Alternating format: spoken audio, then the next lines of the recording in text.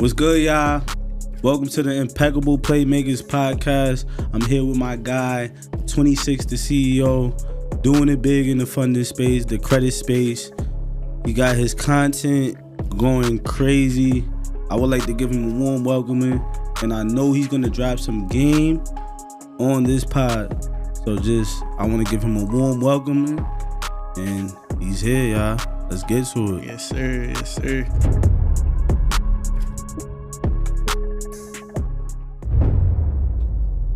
So we're gonna start it off by introducing yourself. I know I gave you an introduction. So where you from and what got you into this space, like the credit space? Like, how did it start? So my name Obi, Obi Lightborn, 26 is CEO on all platforms. I'm originally from Broward County, Florida. Honestly, bro, what got me into the credit space was bad credit. Yeah. Yeah, bad credit. I had bad credit. Fell into podcasts, learning about, funding, credit, and then eventually I just paid somebody to teach me the game and just jumped in. Got you. What year was it around, like, that you actually started learning? Because I know a lot of the entrepreneurship started around 2020. I say around 2024. I ain't completely jumping the game until 2025. So you just started looking at your credit at 2024, realizing it was bad, and then took action. Actually, yeah, I would say 2024 because I had a boy. He did credit. He did credit. Yeah. But I paid him to wipe my stuff. But before I paid him, I told him, I was like, "Yo, can you teach me it? Like, while you doing it?" And I was like, "Bro, what's your price? I'll pay extra, whatever. Just give me the ticket." Bro, he showed, all he did was show me how to file an FTC report, but he never showed me how to actually write the letters and how the whole process was. So I paid him, and he ran a sweep on my profile. Probably 2-3 things came off, but the main things that I needed to come off, it didn't come off. So I was just sitting still with bad credit, and I really just didn't know what to do. But eventually, just fell in the podcast, and then I ended up finding somebody who was really doing credit. So my whip. Paid him for some mentorship, and then it went up from there. All right. So what was the mindset? Because a lot of people know that they have bad credit, but it's still forget it. I'll get to it next year. Or, I'm waiting for Christmas, or I'm waiting for tax season to get my taxes back to be able to go out and do this. What was your take? What made you want to, have that mindset? Yo, I got to lock in. I need this credit, and I want it to work for me. It's just, I'm impulsive. Yeah. I'm very impulsive, bro. If I think about it and I want to do it, as soon as I can start doing it, I just go do it.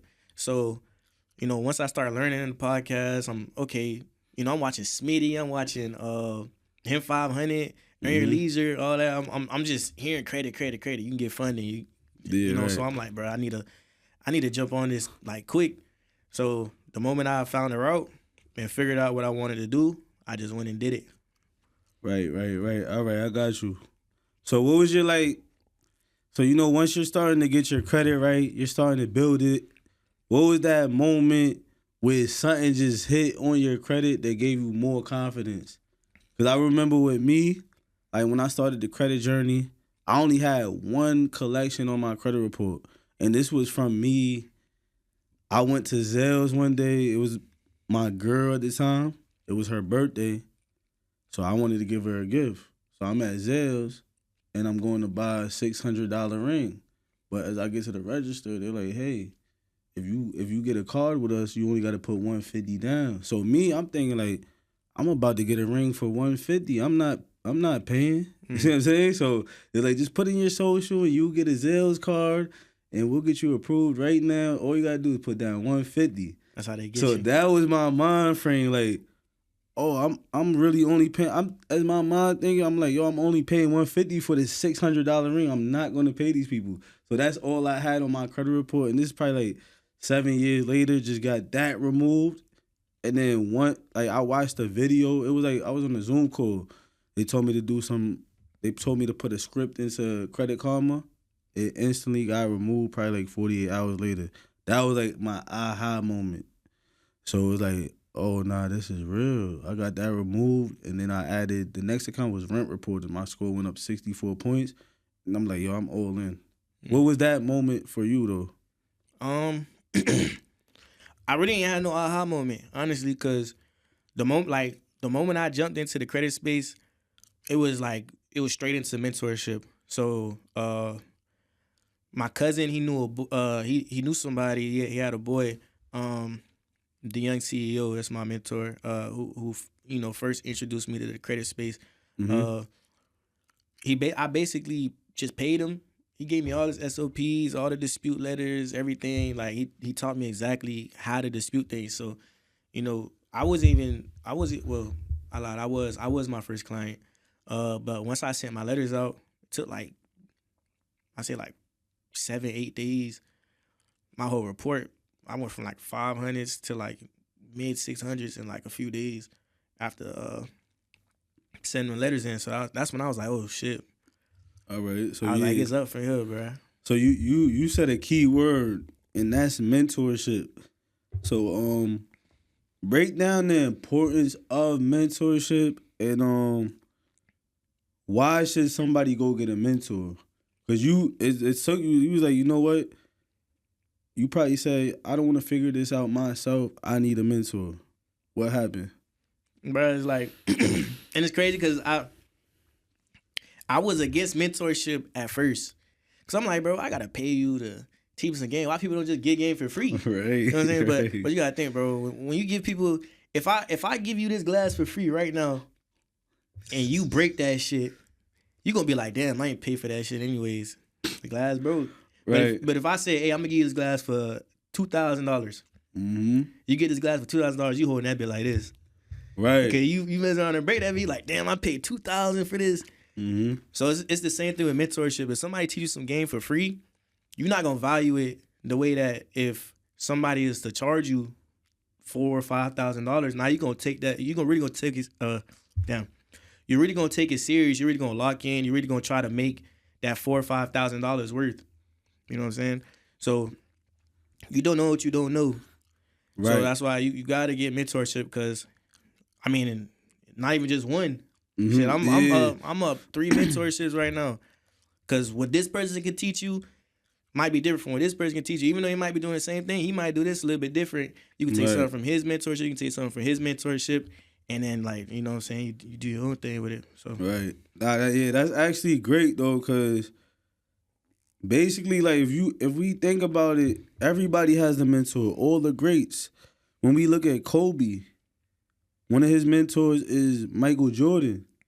And like as credit coaches and consultants and business consultants, entrepreneurs, when we sign up for mentorships, we have to watch videos.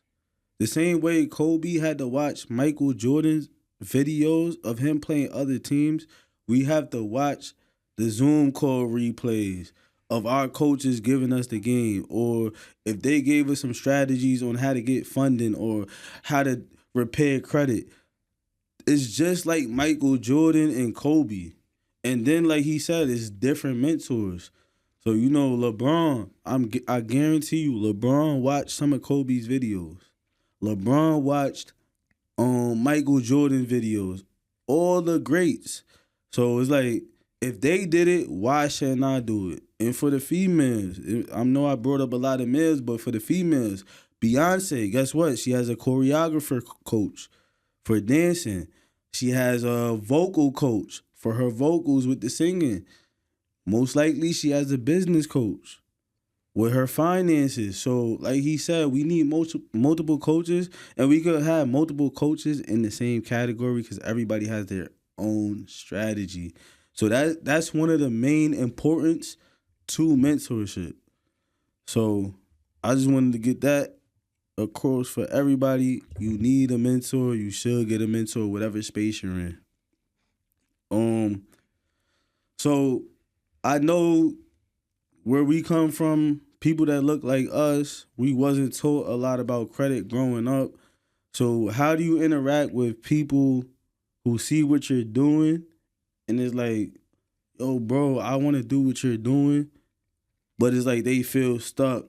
How do you coach them, or what advice do you give them to move forward with the credit or move forward with getting funding and stuff like that? So people got to understand, at the end of the day, credit repair or even the whole credit game is patience. It's a process, bro. So I just try to break down things in their language. Even my homeboys, my friends, family. I try to break everything down in their language so they can understand. Keep utilization below 10%. You know what I'm saying? Make sure you pay all your payments on time. You can't go to the bank with no negatives. You know what I'm saying? So I just try to. How are the people who don't even know what utilization is? So I saying, like, I ran into somebody the other day. He's like, yo, bro, I seen your page. You talking about credit? Yo, bro, I'm from such and such. I don't know what credit is. What is that? How would you handle that situation? How would you handle that situation? Because this is one of the first times somebody told me that. So I don't know what credit is. What is it? So credit is leverage. It's leverage. You can use credit, bro. You can use credit literally for anything you need. Like, anything, bro. You need some money? Use your credit. You need a house? Credit. You need a new car? Credit. Yup. Even car insurance? Credit. So growing up, how was credit looked at? Like, what was the perspective behind it? Because I know my mom, like, as far as growing up, everything, like, most of the things I wanted to happen happened from my mom. Single mom, made everything happen. Disability, everything. Somehow she made it happen. She had good credit too. You know what I'm saying? But it'll be like, yo, we're going on vacation. We might go to Disney World. We come back. Mind you, I'm like 8, 9 at the time. She's talking about, I just overhear her. I gotta cut up these damn credit cards. So now you gotta think I'm 8, 9. As I'm getting older, I'm gonna keep hearing this. So I'm starting to think, oh, credit is bad. My mom mentioned almost every year that she has to cut up her credit cards. What was your experience like? So, I mean, growing up, my mom ain't really never speak of credit. I just knew she had. Bro, my mom was single mom, but she was like super. She was super financially responsible. Like my mom, she probably had so much money saved up. She lived so below her means, bro. Like it's crazy. But she from Haiti though, so you know what I'm saying. It all makes sense. But she was more so like a stay away from credit type of person. Like I think all she really knew credit for was to buy a house, buy a car, probably get some credit cards. That's it. I mean, she didn't really know about getting funding to start a business and just cars, houses, right. So I remember I was 18, and it's crazy because this was the charge off. I got that Discover card. You know when they sing in the mail, oh, college student, oh, you've been approved for. Yeah, they gave me a $700. It was like $750 credit card. I'm like, man, I get the credit card. My mom, she like, oh. You thought it was lit, right? Yeah, I thought I was lit, bro. 700 card. I was like, damn, 700? Free money. Yeah. Bro, she seen me get the card. She was like, all right, don't go mess up your credit. Getting the credit card. I'm like, well, I'm not finna mess it up. I know I'm finna pay it back on time every time. Bro, I get the card. Went to college. That's when it went downhill, bro. I'm spending the card in college, just using it. Eventually fell back on the payments. And then now it's like the card got charged off. Now I just got this credit card on my credit score, but beforehand, my mom, she told me like stay away from credit cards. But what really should have happened, if I would have knew the importance of maintaining the credit card, you know what I'm saying, it would be a whole different situation I'd be in, All right, got you. Yeah, so I heard you mention the word college. So it's a lot of entrepreneurs now on the internet talking about forget a job, forget college, just jump right into entrepreneurship. What do you feel about that? Because honestly, me personally with college, I feel like that might be a great experience for somebody else. My college experience was different. You know what I'm saying? I went to prison. So that was some type of college. See what I'm saying? Some type of constructive schedule. You had to wake up at this time. You got to be over here at this time. They got you going to this program at this time. You're learning about different things from different people's life experiences, all that. So that was my experience with college. See what I'm saying? But would you go back to college? Like, would you recommend your younger self to go to college, or would you have done something different, knowing what you know now? College is a scam. But nah, bro, like, college not for everybody, bro. That's one thing I would say. I remember before I went to college, I'm like, man, college ain't for everybody, but I'm gonna make it work for me. I'm gonna graduate. But I didn't graduate, bro. I ain't no dropping out because going into college, I was playing football.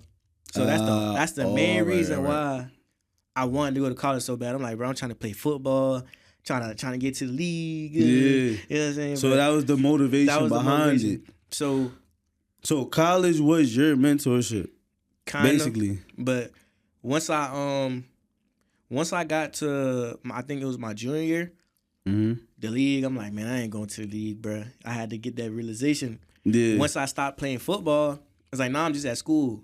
Now, the only thing that was keeping me on my grades in school was football. Like, I'm like, man, I got to get my grades up so I can play. What position was you? I played corner.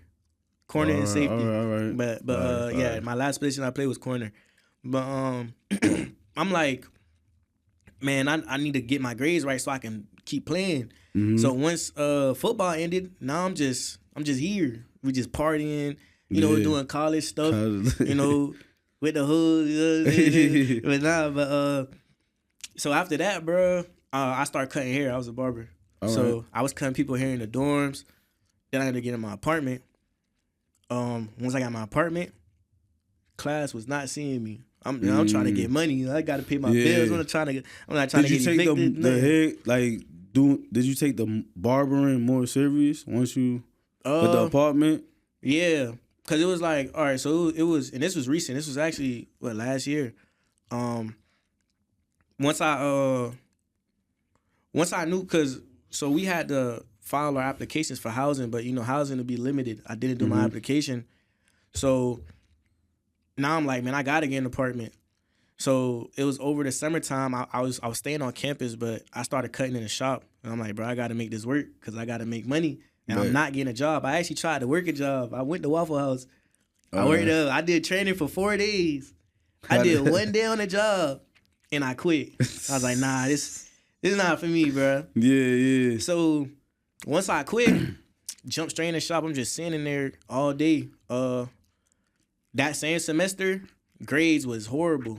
I wasn't going to class. So it got to the point, and while I'm in the barbershop, every day, I'm sitting, cutting podcasts on. How motherfuckers been listening to music and watching the game? We got straight podcasts on the TV all day. If people came in my chair, they was learning some shit. Like, for that little 30 minutes you get your cut, but you get hella game, bro. Like, yo, that's fire. Yeah. See, I love that. I love that because now it's bringing me back to experience that I had. This is like, I had a paradigm shift. So what a lot of people don't understand is you need like a whole mindset shift to realize like everything in your life is not right because of your mind. And I don't know, you might have to read a book. You might have to listen to a podcast to shift your mind. That's what it took for me. So it's like I went to prison. I went to solitary confinement. And solitary confinement is just you and God. That's it. You got to deal with yourself, everything you did in life. I'm reading books, but I'm reading self-help books. So one of the books that changed my life was The Power of the Principles and Power of Vision by Miles Monroe. And it's bringing up so many life situations that I'm reading a parable and I'm actually thinking about my life. And then they got questionnaires where you can write down, like, my priorities was messed up in life. So I realized that. And then once I came out of solitary confinement, like, I had a mindset shit from that book. So when I came home, I was on that same time. I was in the halfway house. I was the person that was up till 3 in the morning listening to podcasts. I had a 3-hour webinar that I attended, and guess what? I watched that webinar like 3 times in 48 hours. You see what I'm saying? So it's like it takes that. I went to work. I had a job for 5 weeks, but guess what? While I'm walking to work, I'm listening to a podcast. I was on a forklift. Guess what? I'm on live Zoom calls on the forklift while everybody's riding around their forklift like this. I'm studying. And then I'll act like I gotta go to the bathroom so I can take notes. But there's other people in there, they're in the bathroom to text their girl back, to worry about what they're about to do after work. So that's the mindset shift that has to happen. So he said, yo, you in my chair? Podcast. So it's about the knowledge. You know what I'm saying? Like, you have to have that mindset shift. And it's like, once again, with this knowledge stuff, it's repetition. So you have to keep hearing the same thing. So I was listening to the same 3-hour webinar recorded back to back. I didn't care because I know repetition is the master of learning. When you're a kid, you had to say the same words. You're in first grade. I don't know if y'all remember, but they had you saying the same words when you learn English. You know what I'm saying? Like, you had to keep repeating it. So now that we went over a couple of things, I want to get to the source. Because there's somebody watching here that can get some game. I want you to give somebody, what's something actionable that, let's say somebody with we're going to start with somebody with like 500 credit score. If they wanted to, let's put it in this perspective. If they just had one collection, they had a Chime account on their credit report, and they had no bank accounts, what would be the best move for that person? A Chime. They in check systems? Nah, they ain't in check systems.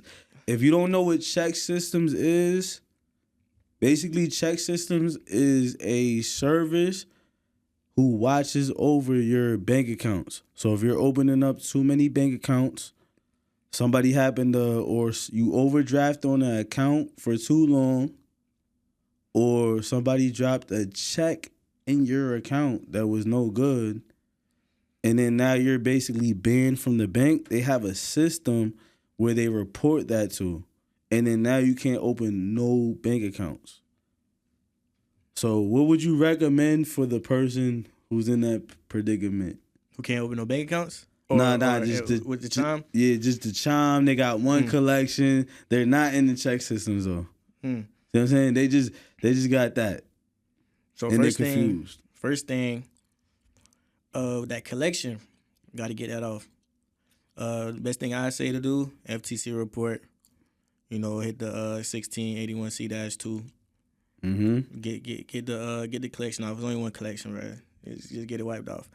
Next thing I'll do, go open you up a Chase, Navy Federal, and then another one I like to go. I like Andrews Federal Credit Union. But you gotta apply for the ACC, American Consumer Council. Go get you Andrews Federal Credit Union. From there, you wanna season the accounts. So you wanna make weekly deposits. Whatever you can do. If you can do $100, do $100. If you can do 1,000, do 1,000. Some of y'all really getting money. If you can do 10,000, do 10,000. Just keep recycling money, letting the banks know you got it, so they know. Okay, this person got daily, weekly deposits coming in. His account always got money. It's never overdraft. Now you're building that internal relationship with the bank. So after you do that, you want to get you some rent reporters. Boost your age up real quick. You want to get you some credit builders. Kickoff, that's revolving. Credit Strong, they got revolving and installments.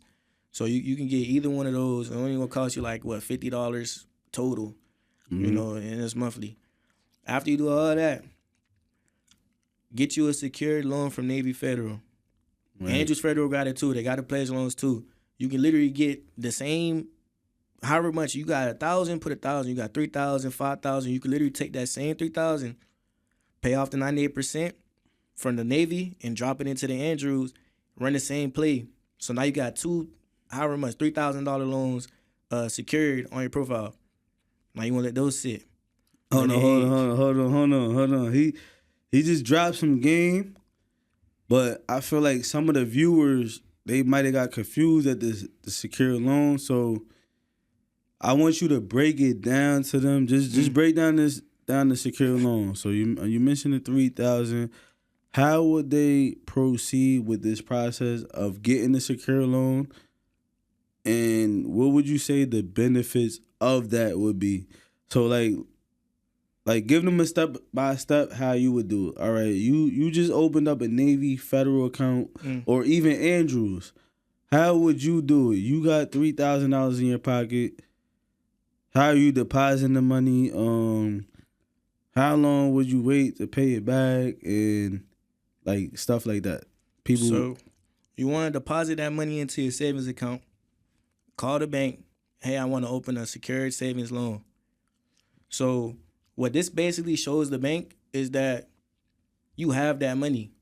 Because you can have if you have an unsecured loan on your profile versus a secured loan, the banks are going to favor that secured loan more because you actually had that money. The unsecured, they gave you that money. You know what I'm saying? So if the bank sees, okay, he has a secured loan for $3,000, I know he has $3,000 in cash that he's willing to put up. To his name. Exactly. So now when they give you that bag, they'll favor that secured loan more. So you call them, ask them for the pledge loan, give it a few days, 14 days, let it report to your account, and then pay off 90%. I know some people say 90%, some people say 95%, some people say 98%. You know what I'm saying? Pay off at least 90% of that secured loan. So if you have $1,000, pay off $900. So now all you have left to pay is that $100, and that's going to be spread out through your term. So that $100 is going to be increments. So let that sit for at least 90 days. You know what I'm saying? If you're a fresh profile, especially, let it sit for 90 days. Let it age up a little bit, and then that's how you gonna run that pledge loan play. Yes, sir. And another thing is the secure loan is one of the strongest accounts because you're actually showing the bank that you have your own funds. Now you got the on-time payments. Okay, he's responsible with his own funds. Now if you're dropping money in the checkings and savings, you got weekly deposits. Okay, he's getting weekly deposits. Direct deposit is one of the strongest products or things that you can have with the bank. Any bank. I'm talking about business. If you got yourself on payroll, you should be doing that on those accounts too. You see what I'm saying? Like you should be paying yourself, getting direct deposits, or everything. So direct deposits, money in the checking and savings, secure loans. Those three factors are showing the lenders that you're wanting to ask for $50,000 from. You're showing them that you have your own funds, you're responsible with the funds, and you're getting funds consistently. Why wouldn't they want to fund you? Why wouldn't they want to fund you? You got to think about it like this. If you have, let's put homeboy A. We got him right here. He owes, this is not even a homeboy, this is your family member. Let's do it like this. Your family member, y'all got them family members who always ask y'all, hey, can I borrow such and such? Ask them for their credit report. You know what I'm saying? You got cousin A. He owes Navy Federal $40,000. He has a repo. He owes Chase. He has a collection, $1,000. He asks you for $200. This cousin A. We got cousin B. His credit score is good. He has a $25K with Navy, on-time payments. He been with Navy 5 years, no issue. He has an auto loan in good standings. Who are you gonna give money to? Cousin A or cousin B? Let's think about this. Cousin B. Exactly. So, like, a lot of times when I have these consultation calls with my clients or any partners that I'm doing business with and they're bringing clients, I just tell them, they ask me certain questions. All I say, like, my response is, Like, how would the bank if you were an underwriter behind the scenes looking at this person's credit report and their whole situation, how would you go about it? That's it. How would you go about it?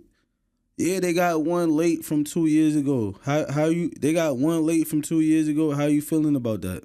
Because I know in the credit space, all right, one late from 2 years ago is not really detrimental for getting funding, but it could weigh you down. You know what I'm saying? So it's like we had to think how the underwriters are thinking. See what I'm saying? These are actual people. When it says your own credit card is in review, this is not AI reviewing your stuff, or no, this is an actual human who has YouTube app, who has the Instagram app, who has the Facebook app, that are watching people like me and you dropping game. They know what's going on. Let's think about it, y'all. Let's think like that when we're trying to find clients that want funding. They need a credit consultation. We got to kick it to them 100%. You see what I'm saying? So that's what I would say for that. So now we talked about the person with the 550 credit score. So now let's talk about the person with the 780 credit score, but they're built up. They're built up. They got $40,000 in their own credit cards.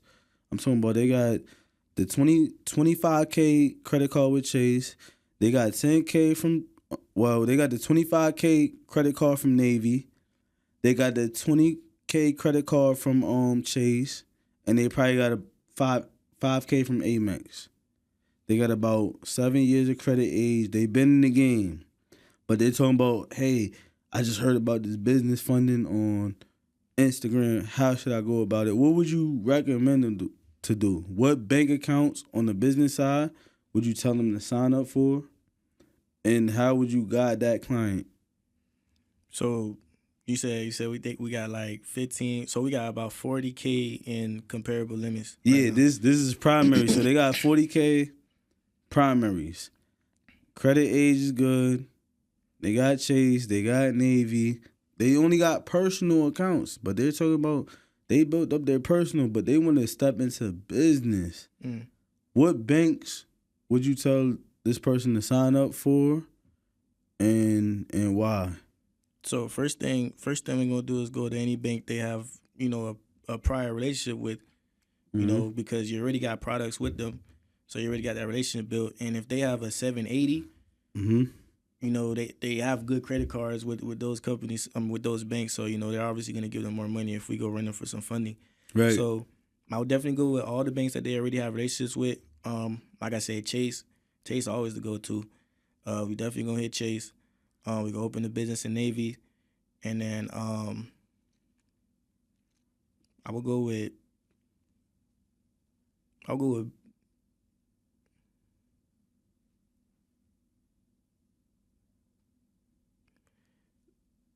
We got Chase. Who else? We got Chase, BOA, Navy. Yeah, I'll go with BOA. Yeah, I'll go BOA. I had him go to BOA. Probably go to U.S. Bank. Depending on where y'all live and everything, let them know where you from. So I'm from Fort Lauderdale, Florida. I live in Atlanta, Georgia. All right, cool. So in those areas, we have the banks like, so Florida. Let's start over Florida. Space Coast, that's a great bank. Pull from Experian. Citizens, great bank. Pull from Experian. If I'm not, ain't no. It's a Key Bank in Florida. Key Bank. I think Key Bank everywhere. I know they got. No, I know it's not a national bank. It's regional. I'm not too sure. I know NASA. I believe is in Florida too. All right, yeah. So NASA, Experian. So we just gave y'all some Experian banks that's actually giving it back. Space Coast. One of my mentees who got their clients funded 220K credit cards. Space Coast had the relationship already built up, good. Citizens, one of my partners, not even one of my clients, one of my partners that I work with on the funding and everything. He got 220K credit cards from Citizens. You know what I'm saying? And then, oh yeah, another bank, Truist. If y'all know about Truist, they're giving out a lot of funding. And you don't even, all you got to do is meet the requirements, 680, 10 accounts, at least 7 primaries. Remember, primaries is primarily your account. That's the account you're paying for. I don't care if you slapped 10 of your girls' credit cards on your credit report, you're not getting funded. You might even get your bank account closed nowadays because they're noticing that and they're closing accounts. So I'm going to put it like this. I'm going to give y'all an example. So somebody I know, he was like, "Oh, bro, I just added 6 trade lines to my credit report." He was so excited to tell me. This is on a consultation call. I'm like, "Yo, bro, I'm not too sure about that. How fast did you add them?" "Nah, bro, I just bought 6 trade lines, bro, last month. This, that, and the third. They all about to hit." So I'm like, "I don't know, bro. That sounds risky to me, bro. I would never do that all at once." And dude only had like 2 primaries. You know what I'm saying? So guess what? He had a credit card from Chase, one of those primaries. You know what I'm saying? He went through the credit repair process. That was one of the accounts that was left. But once he added those 6, Chase closed his credit card. Because you got to think, it's real people looking at these credit reports. And they know about the authorized user game. The authorized user game is from about 2018, 2015. Like, you can get away with just slapping 10 trade lines on your credit report and getting some funding. No, it's 2026 and they're tightening up. The internet is here. There's people leaking all the information. And some of these people, they work for the bank, but they love their job. They love their information, so they're going to watch everything about it. So I would tell the people that's adding a large amount of trade lines, do not do it. I would stick to about 2 to 3 trade lines. And when I add the trade lines, it's always a bonus if you can get the high limit with the high age on one.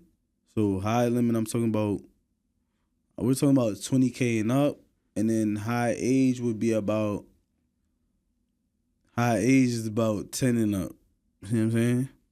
So if you could add 2 of those, you're good. But if you got to stretch it out, you get a 5-year here with a 5K limit, and then you get 2 of those, and you got to slap a 20K or 20K with a 10-year on it. That's cool. But that's how you want to do it. But all right, we just went crazy with the funding. My boy 26, the CEO, he's going crazy with the content. So I need him to talk about that. He leveled up his content. He has viral posts going on. And I know the viewers, they want to know your audience and my audience too. Because I got a lot of my audience follow you. A lot of your audience follow me. So they want to know, like, how are you starting to do the content? How did it come about? And what's your goals with the content? So I really started going crazy with the content. It was really when we had met. Remember we had met? I think it was like in the summer. In the summertime, yeah, it was like the end of June.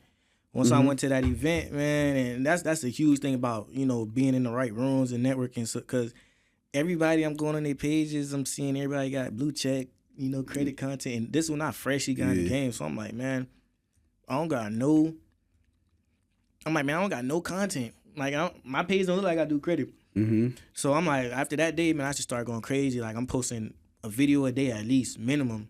Some days I post 2, some days I post 3. Right. The main thing that I focus on is just giving actionable value. Mm-hmm. Sometimes I do just post value. Sometimes I post testimonials. But what really gravitates people to you is you being able to teach something for free. You know, everybody likes free stuff. Free. So I'm just giving game. Like, I'm showing people, oh, you can get an apartment even if you have bad credit. by using guarantors, co-signers, people who literally, it's companies that are literally co-sign you on an apartment. You know what I'm saying? If you got bad credit or if you a college student who got no credit at all. So you know what I'm saying? And I made an ebook about it. So if you're seeing this, comment rant under any of my posts and you can get that ebook. Yes, sir. But yeah, bro, I'm just dropping game. Like I even gave people songs like, oh, these businesses, these websites will let you buy a business. Because a lot of people don't know, okay, like, oh, I think I got to start my own business up. No, you can literally go buy a business from an old white dude who he trying to retire. Right. You know what I'm saying? So he trying to give his business off to somebody. You know what I'm saying? You can literally go get some funding and go buy that business from somebody. But when I made the content, a lot of people gravitated to it because it was just so actionable. Oh, I can do this today. You know what I'm saying? Even if they can't do it today, it's something that they can save for later that they can be able to use, you know? Right. So just dropping a lot of actionable stuff. You know, just things that people could do today from watching my video. That's my main focus when I drop content. Fire. So look, me personally, I gotta ask a personal question. How did you come up with that breaking news one? Oh, that one, that one was like, I'm not gonna lie, I'm like, hold on, what was the concept? Like, how did you, because I'm not gonna lie, I do a lot of content, and it's like, yo, people be like, yo, how did you think of that? Like, what popped up? Because, like, I'm not gonna lie, that was like movie, like, content. Like, that was like some stuff you might see on the movie, but it was towards credit. And it was like, it had me in there. I'm like, hold on. What's going on? You know what I mean? Like, how did you do that? You know what I mean? Right. So, I'm not gonna lie. All right, so with my content, bro, sometimes I take inspiration. Sometimes it's just be off the head. Yeah, right. But for that video, it was straight off of inspiration. I seen somebody else do it. So I'm like, man, I got to do that video because I didn't see nobody in the credit space do it. Yeah, as long as they ain't doing it in the credit space, I'm like, all right, bro, I'm going to be the first one to do it. Yeah. So I seen somebody else do it. I'm like, oh, this is like the video funny as hell. But he did it for like real estate. So I was like, all right, remixed it into my own thing. And I just made it towards credit, you know, just flip the script and everything. But yeah, that's how I came up with that idea. That was fire. I'm not going to lie. And I seen your content been going up. Like, you've been just coming up with great ideas. You've been just flowing with it. You know what I'm saying? Like, a lot of y'all, here's what it is, too. Like, you have to be seen. So, in our space, I would say, like, as far as, like, credit and business funding, there's about 20 people that's new every week. And then I hear some people be like, oh, I don't even want to be in the credit space, bro. It's a new credit person every day, or I don't want to be in the business funding space. It's so many people that's offering funding. Like, how do you deal, like, when you hear somebody say that, what would be your response or the mindset or the, like, how do you deal with, like, stuff like that?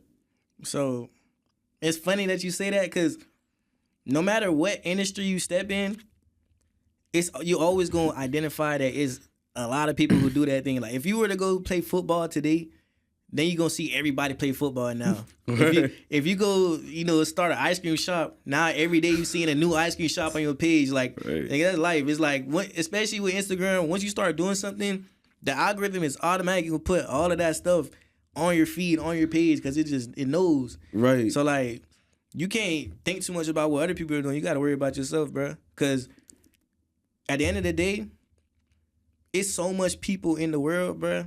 It's like even when I used to cut hair, like we used to have other barbers in the shop. I'm like, man, you know what I'm saying? You can't worry about the next barber because, you know what I'm saying? You can't cut everybody. You know what I'm saying? I can't fix everybody credit. Right. This person might like Gino better. He gonna go shop with Gino. Right. One person he might like me better. He relate with me a little more. He gonna come shop with me.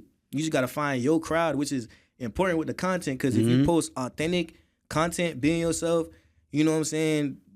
You know what I'm saying? People gonna gravitate to you off of who you are, because people buy from people. You know what I'm saying? Who they know, like, and trust. So, you know what I'm saying? That's what content gonna do for you. You know what I'm saying?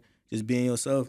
Right. I like that. I'm not gonna lie, because I be telling people, like, look, so somebody brought this up. I was in the convo the other day, somebody was giving me like a funding play for vehicles, just strictly vehicles.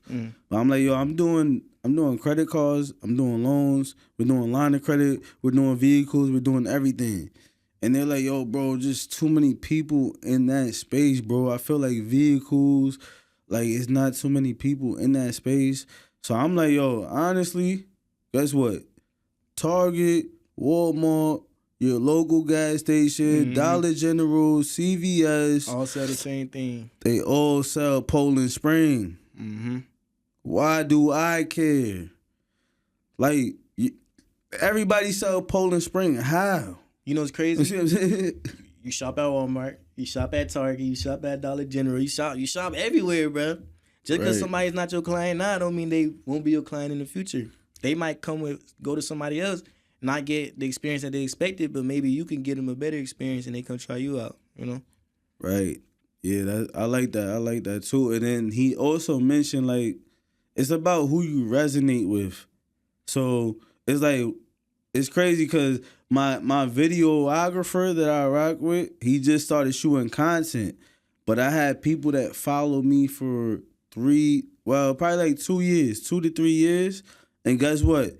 Me and my videographer, because he's in the car service business.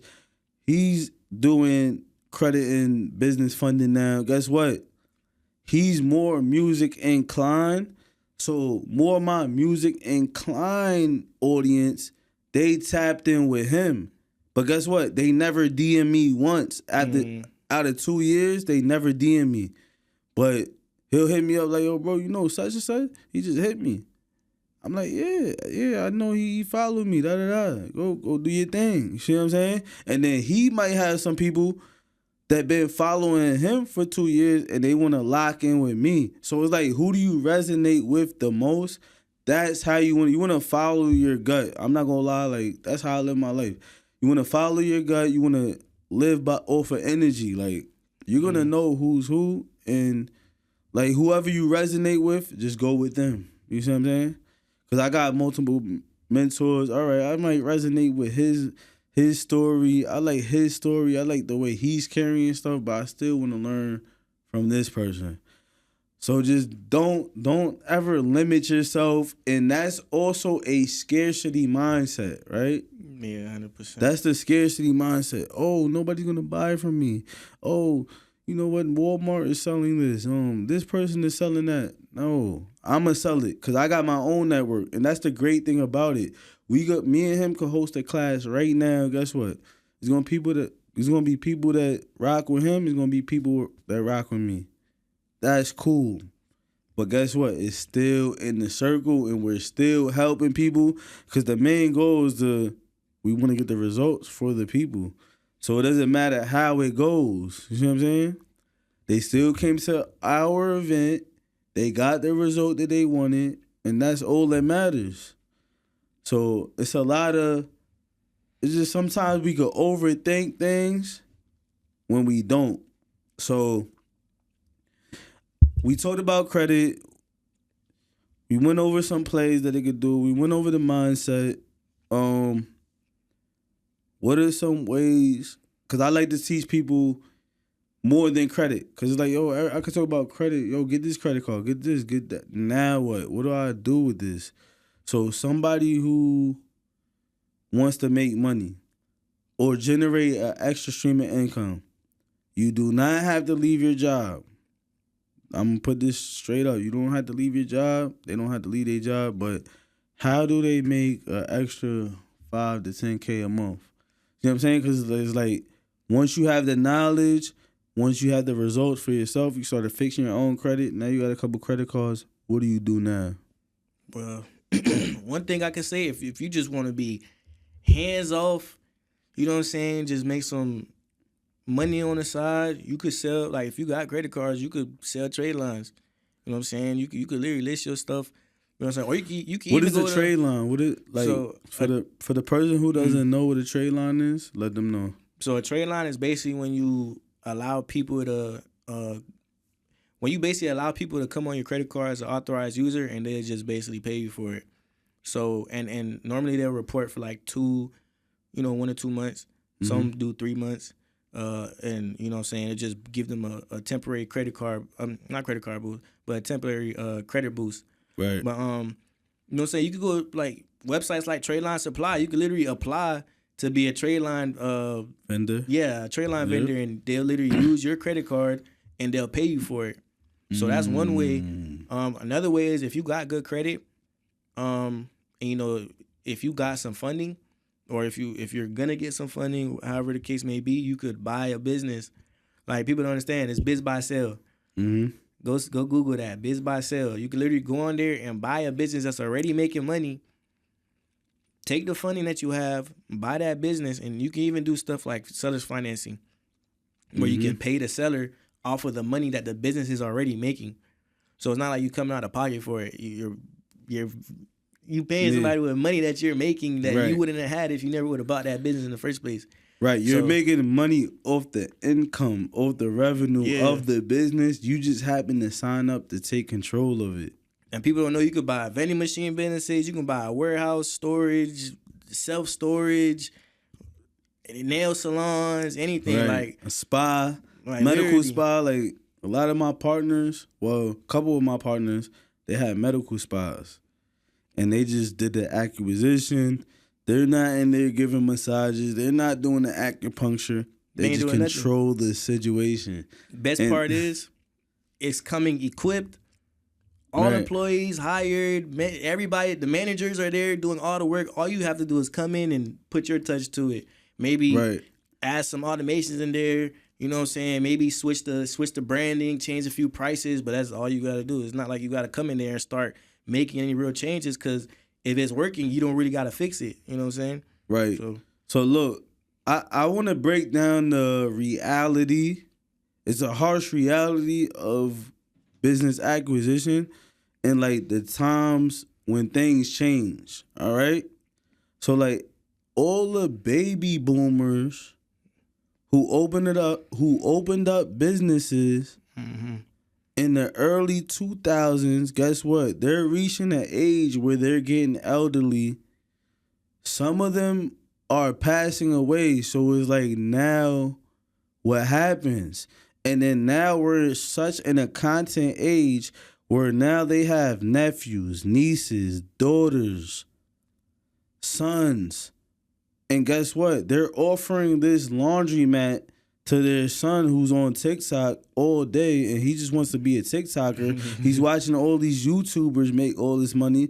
He doesn't want to take over this laundromat. He doesn't want to take over this car wash.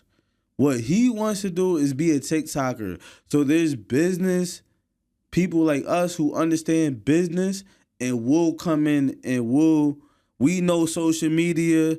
We're hip to everything. The older folks, they might be they're not too hip to social media, to the marketing, because it's not the same as when they started the business. So they've been running it the same, not adding social media, not adding content, not adding certain marketing strategies. So now it's at a standstill, and they're like, look, I done made enough money. Like, I'm done. My kids don't want it. My family doesn't want it. I wanted to pass it down. Listen, I'm getting old. I don't want it. Who wants to buy it? So a lot of people are asking, yo, why are people buying these businesses? Why would you just sell your laundromat that made 5 M's in 10 years? This is the reason why.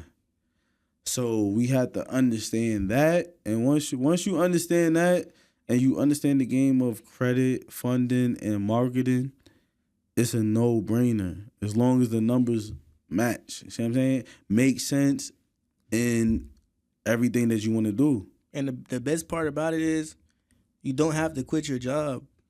If you too scared to quit your job, and there's nothing wrong with that, because, you know, a lot of people got kids, they got mortgages, things they have to worry about.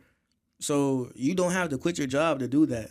Like, you can literally get some funding, buy your business, and that business can run while you're still at work until you feel comfortable to leave your job and just, you know, move straight towards the business, you know. So that's major. All right. I like that.